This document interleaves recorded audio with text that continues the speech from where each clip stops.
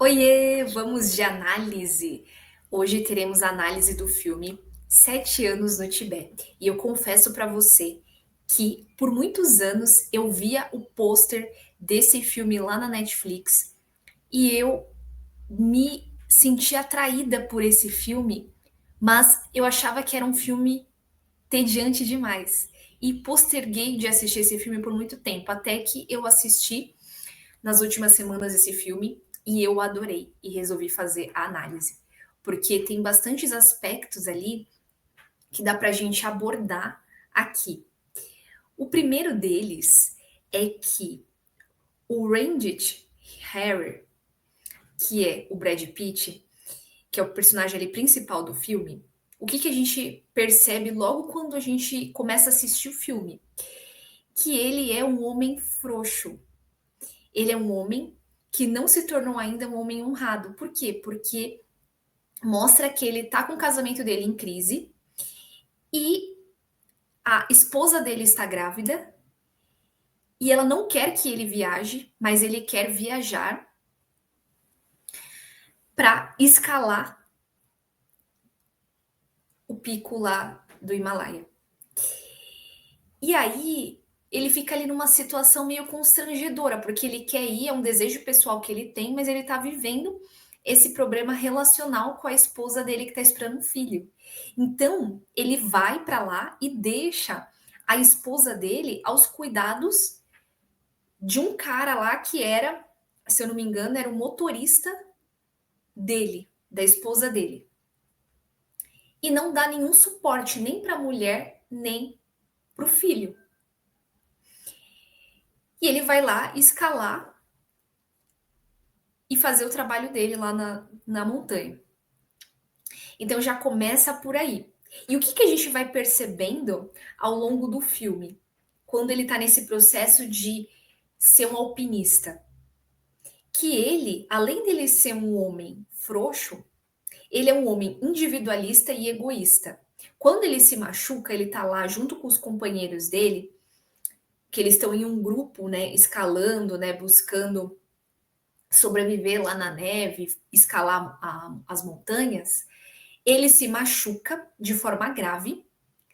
E aí os companheiros dele perguntam para ele: "Você se machucou?" E ele mente falando que não foi grave. Só que quando eles passam por um aperto, ele não consegue ajudar ele da forma como deveria. E aí um dos companheiros dele ali vê que ele mentiu e que ele quase deixou o outro morrer, porque ele se machucou antes de forma feia, de forma grave e não falou para eles.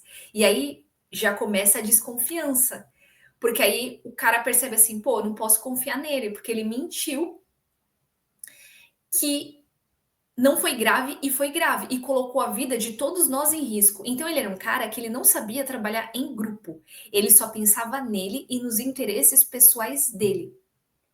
Tanto que tem um processo lá que o chefe dele dá uma ordem para eles descansarem, para eles não voltarem a caminhar, porque tá vindo uma nevasca e tudo mais.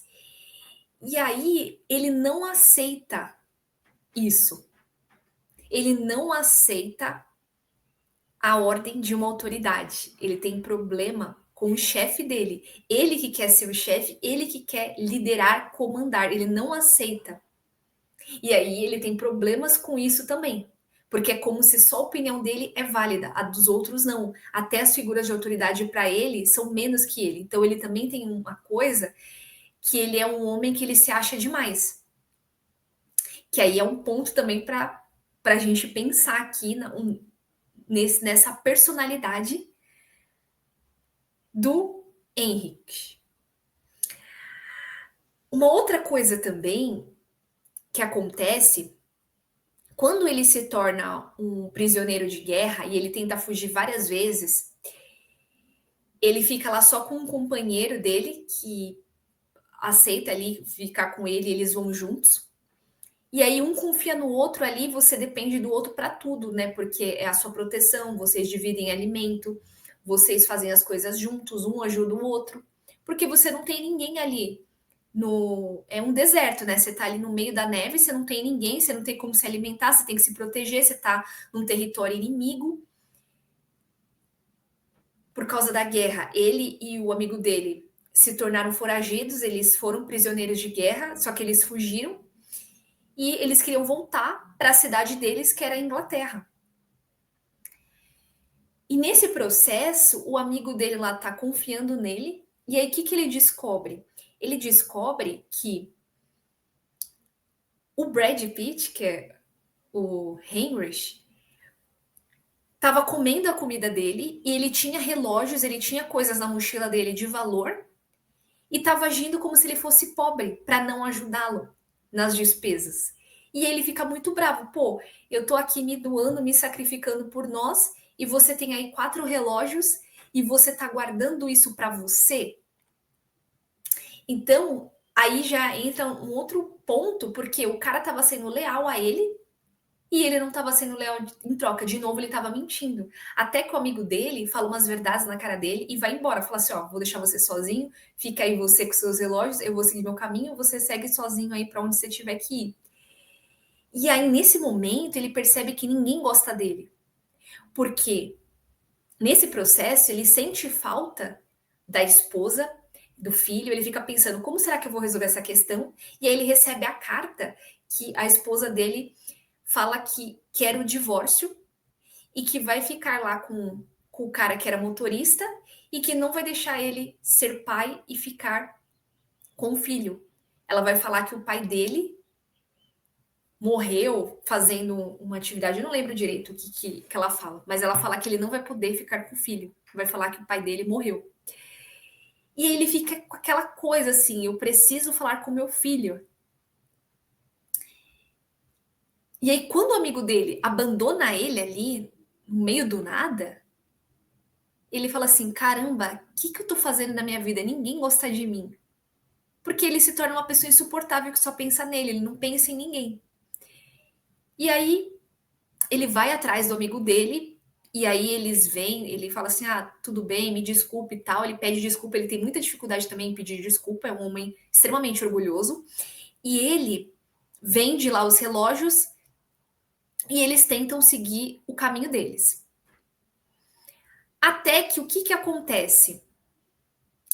Eles chegam lá nesse vilarejo, né, que é onde mora o Dalai Lama, que é uma comunidade sagrada, e ali muda tudo para eles dois. O primeiro de que acontece assim é que eles se apaixonam pela mesma mulher lá dessa comunidade. E aí, o amigo dele, do Heinrich, ele tinha os valores espirituais iguais os da moça. Porque tem uma passagem lá que ela fala que é bastante interessante, porque quando os dois se apaixonam por ela, os dois são interessantes, os dois são inteligentes, os dois tentam cortejá-la e ela gosta dos dois. Então ela fica ali recebendo o cortejo dos dois. Só que qual que é a diferença? O Heinrich, ele tenta impressioná-la com as vitórias que ele já teve na carreira dele, como estando no exército. Ele tenta provar o valor dela para mostrar que ele já teve reconhecimento, para mostrar que ele foi um cara bem sucedido na carreira dele, que ele ganhou prêmios, que ele ganhou honrarias como homem. Só que ela não liga para isso. Por quê? Porque ela fala assim: vocês que são. Ela fala algo assim, eu não vou lembrar exatamente como é, mas ela fala assim: vocês que são do Ocidente, vocês buscam chegar no topo do mundo e querem ser reconhecidos por isso. Aqui no Oriente, nós vamos no caminho totalmente contrário, que é o abandono do ego e a dissolução do ego, que é essa dissolução do reconhecimento. É você se tornar invisível para você, né? É você não buscar nenhum tipo de reconhecimento, nem ser o top 1 do mundo. É você fazer o bem, você buscar ser útil, sem reconhecimento, sem orgulho, sem essas honrarias, é esse desapego do reconhecimento e dos bens materiais. E o amigo dele, ele tinha esse perfil, porque ele em nenhum momento ele buscou se vangloriar para ela de nada. Ele buscou ajudar ela, ele buscou ali conversar com ela, cuidar dela. Até que aí, o que que acontece? Em um determinado momento do filme, ela escolhe ele, o amigo dele, para casar com ela. E aí, ele fica muito mal. Porque ele falou: caramba, por que que eu perdi essa mulher? Só que ele não entendeu que eles não eram compatíveis. Porque ele era um cara extremamente egoísta, ele era o oposto dela. Ele queria impressionar, ele queria viver baseado nos interesses pessoais dele e o amigo dele não. O amigo dele era como ela, ele tinha os mesmos valores espirituais que ela e ele era um cara que pensava no bem comum, pensava em ser útil, pensava, sabia trabalhar muito bem em equipe. Então, eles se conectavam. E aí ele fica muito bravo, o Heinrich, porque é um golpe no ego dele, tipo, eu não sou tão bom assim. E aí ele não consegue arrumar mais ninguém lá. E ele fica até um pouco assim, com ciúmes, incomodado deles estarem juntos, porque aí ele teve que seguir o caminho dele. O amigo dele casou, se deu bem lá na comunidade, e aí ele passa por uma transformação ao viver em comunidade, porque ele começa a trabalhar em equipe, ele começa a ser chamado para ajudar com os dons e os talentos que ele tem ali na comunidade. Aí ele é chamado pelo Dalai Lama para conhecer, para servir ali a comunidade também. E aí o Dalai Lama quer saber quem ele é, quer saber o conhecimento que ele tem lá do Ocidente, como que é um pouco da vida dele. E ele começa a se aproximar. E aí ele não ganhou uma esposa, uma namorada, mas ele ganhou algo muito maior que foi a transformação pessoal dele. Em se tornar um cara mais generoso, um cara mais humano, que pensa mais no bem comum, em ser útil aos outros. Então ele se torna essa pessoa. E nisso que ele se torna essa pessoa, ele busca também se reconciliar com o filho, em escrever cartas para o filho, em receber as cartas para saber como que o filho dele está, quantos anos o filho dele tem, será que eu vou ver meu filho novamente um dia? Então, ele fica muito impressionado também com o amor, com a compaixão que existe do Dalai Lama com relação a ele. E aí, nessa relação dele com o Dalai Lama, ele pode ser um cara autêntico. Então, quando você está ali com uma autoridade, você tem que seguir alguns preceitos. E a mãe do Dalai Lama passa as regras para ele, ó, você não pode olhar para ele, você tem que se curvar, passa o protocolo. E ele acaba não seguindo o protocolo. E aí o Dalai Lama até gosta disso, porque os dois podem ser quem eles são, um com o outro. Então eles riem juntos, eles têm conversas profundas, um aprende com o outro. E aí o Dalai Lama se torna essa fonte de amor para ele, essa fonte de benevolência, essa fonte de tipo assim, eu me sacrifico pelo bem comum e eu penso no outro e não em mim. Tanto que quando tem o processo lá que a comunidade deles é invadida e o Heinrich pergunta para o Dalai Lama: ah, você não vai embora? Você não vai se salvar? Ele fala assim: não, eu vou ficar aqui porque as pessoas precisam de mim, as pessoas precisam do meu auxílio, eu vou estar aqui para servir, eu não vou a lugar algum. E aí ele fica assim, chocada, tipo, como assim ele não vai embora? Por quê? Porque a mentalidade dele, ele nem tá pensando nisso, ele estava pensando em salvar a própria pele. Então, o que que ele faz? Nesse processo, ele aprende muito. E ele fala: nossa, eu aprendi muito com você, porque a figura do Dalai Lama para ele era uma figura assim de um arquétipo de amor, de compaixão, de benevolência que impactou ele. Impactou na forma dele agir, na forma dele de se posicionar na vida. E aí, quando acaba esse processo, ele decide, quando toda a comunidade é destruída, e aí não tem como consertar, e aí ele vê que o Dalai Lama teve um sonho profético, né, um sonho premonitório, sei lá como queira chamar, sobre que ia ser invadida lá a comunidade e tudo mais. Quando ele vê esse processo, que ele não acredita, né, ele não acredita no sutil, ele só acredita no que é material. Quando ele vê esse processo se concluir, ele fala: aqui não é mais o meu lugar, eu vou voltar para minha cidade. Então, o que que ele faz? Ele volta para a Inglaterra para tentar se reconciliar com o filho dele, para procurar o filho dele, para estabelecer algum vínculo com o filho dele, para falar para o filho dele: o seu pai não morreu, ele está vivo e eu quero ter um relacionamento com você. Eu vou te explicar o porquê que eu fui embora e etc, etc. E aí ele tenta essa aproximação com o filho. E é bem interessante porque aí no final mostra ele vivendo as mesmas coisas que ele leva o filho dele para o Himalaia também, para fazer as mesmas aventuras que ele fez. Então ele começa nesse processo de mostrar para o filho dele a aventura que ele teve ao passar por Himalaia. Ele leva o filho dele para ter aquela experiência também.